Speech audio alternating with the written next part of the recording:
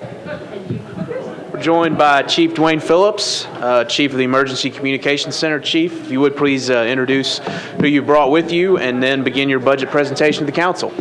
Okay, up at the desk here with me I have Dwayne Vance. He's our financial officer. In the audience I have Assistant Director Michelle Peterson over operations and Acting Assistant Director Angie Milliken over support. And we have Mark Lyman with the Emergency Communications District Board.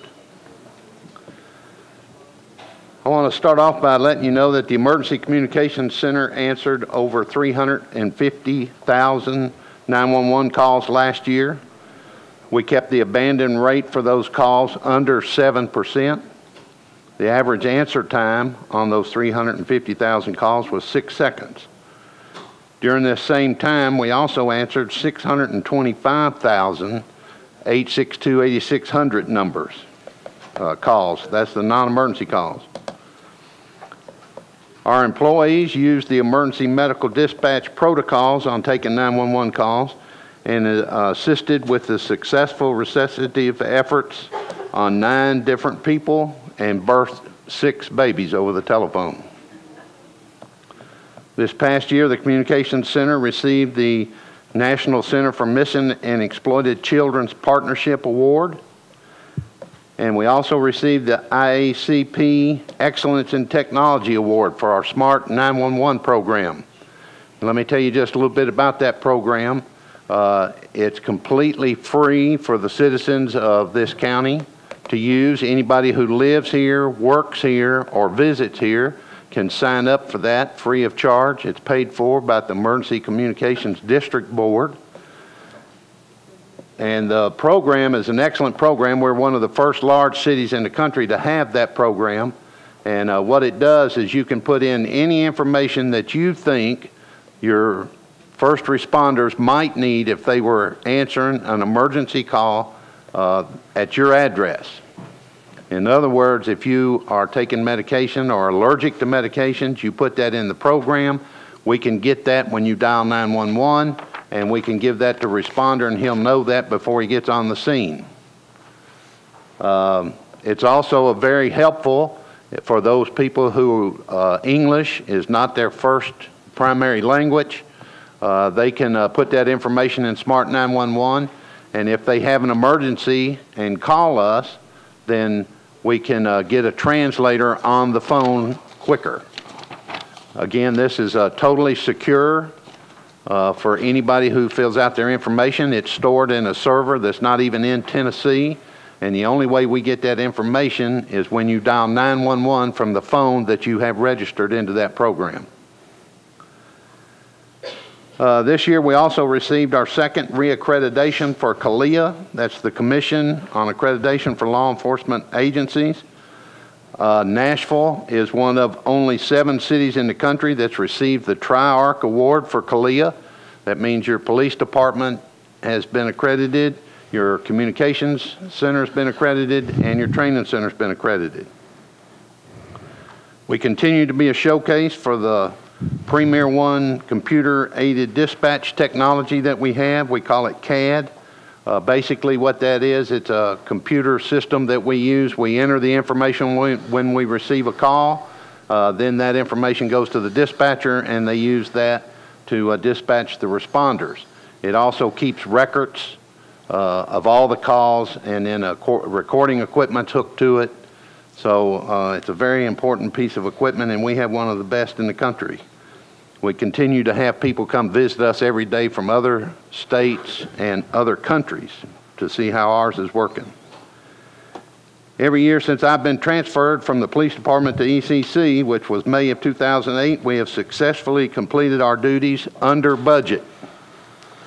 I want to point out that 97% of this year's budget is employee salaries and benefits. The other 3% is internal service charges.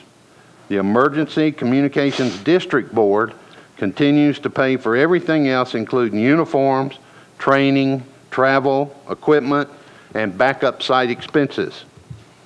We've been able to stay below budget every year because of the changes that Assistant Director Peterson and I have put into place. She keeps a close eye on the staffing needs, and we utilize overtime only when necessary to support the police department and the fire department. The Field Incident Response Support Team, the police department's Operation Safer Streets, and Mission 1 programs comprise approximately 15% of our overtime, and the other part of the overtime, the remaining overtime, is utilized for staffing shortages. Recently, the ECC, presently, Communication Center is authorized for 171 positions. Right now, we only have 4 vacancies, which we're already recruiting to fill. In FY 2008, that's before I arrived here, your turnover rate was at 27%. When I came to work at the Communication Center in 2009, we reduced that to 21%. FY 10, we went to 14%. FY 11, 12%. And this past year, we're down to 11% turnover rate. These numbers are well below the national levels for public safety answering points. And I'll stand for any questions. Thank you, Chief. Councilman Tiger, you're recognized. Thank you and welcome, Chief. Thank you. What is the relationship between opening a new precinct and the need for additional staff? Well, when you open a new precinct, then you have, they have a radio frequency that's dedicated to them. So we provide a dispatcher for that radio frequency, which requires somebody to be in that chair 24 hours a day, 7 days a week, 365 days a year. Except this past year it was leap year, so we added another day. But that, according to the figures I have, that takes 7 FTEs to fill that position. Okay. Now, from a police perspective, we open a precinct, it reduces or shrinks the area that another precinct has. But you're saying that it requires an additional operator. Could that operator not be filled from we still get the same number of calls countywide, but it's based on that frequency? You do still get the same number of calls countywide, but those calls are on different frequencies because you don't put 2 precincts together. And besides that, the precincts will also start 3 flex teams. So that's another, 18 people that's going to be on that radio. They'll start a new drug task force for that precinct, so that's another 10 or 12, plus the detective section. So you have a lot more people. When they open up a precinct, it's not just dividing the area and the calls, but they also add additional people to that radio frequency. And when you got 40 or 50 people you're trying to keep up with, and then you try putting 2 of those together, it makes it pretty dangerous for the officers on the street. That's interesting. I never thought of it from that perspective. That's a good education process. You mentioned uniform budget, and you mentioned also the turnover rate. If I remember correctly, what uniforms are we talking about? Okay, well, this is the dress uniform for emergency communications, but most of the time our employees wear like polo shirts or button-up shirts with our patch. Is that your decision?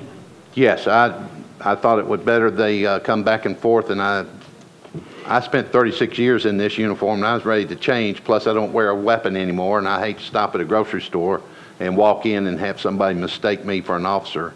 Right. Okay.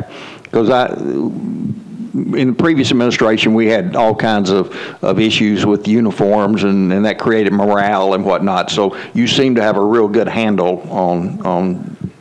Well, I allow them to choose any color they want, as long as it comes from the uniform company and has our insignias on it and their name on it. We got 3 different kinds of pants that they can wear.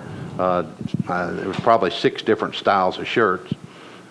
But I actually saw that at a conference that a sheriff from Michigan was doing that for his civilian employees, and I thought that was a good idea. So that's a great idea. Thank you. Thank you. All right, final question. Is this your publication? It is. What is the cost of this publication annually? I'm not sure I know. We actually have it done by the Metro Printing, so. I don't want to be critical, but four-color publication in tough times, is this something that we need to be spending money on to this extent, is just my question. Something to consider. I'm not going to question your judgment, but I'm just saying in tough times, these are the type things that perhaps tightening our belt. And I'll certainly look into it, but it doesn't cost that's actually paid for by the Emergency Communications District, but it's still money, I know, and I'll certainly look into that. I'd like you to take about 50 phone calls from taxpayers and you try to convince them of that type thing, especially in today's age with emails and Facebook and all those other, which I see you're participating in social media. I'm just questioning the need for a printed version, especially as nice a version as this is. And as you pointed out, we do have it on, we send it to the employees electronically. So we've cut down our printing from, we used to print about 150 or, well, let's see, more than that, about 250 of them. Now we print about 50. Council Lady Berry likes it for scrapbooking purposes, but some of us that don't know how to do that, that's okay. Thank you. I'm not going to touch that. I don't have any other members. Councilman Claiborne? Yes, I won't belabor this, Chief, but I just wanted to commend two of your employees, Ms. Jordan and Ms. Roscoe. Over the past couple of years, they've worked with me in the Donaldson area, and we've trained over 100 CERT team members. And they've given their Saturdays and Sundays to come and do that 16 hours of training. And so as a community, we have benefited greatly in some degree of emergency preparedness as far as folks are concerned. And I just wanted to thank you. I'll take that, but I think those people work for our Office of Emergency Management. Oh, I'm sorry. I thought I was looking on your employee list here. Sorry? That's okay. I'll take any compliments. Councilman Duvall, you're recognized.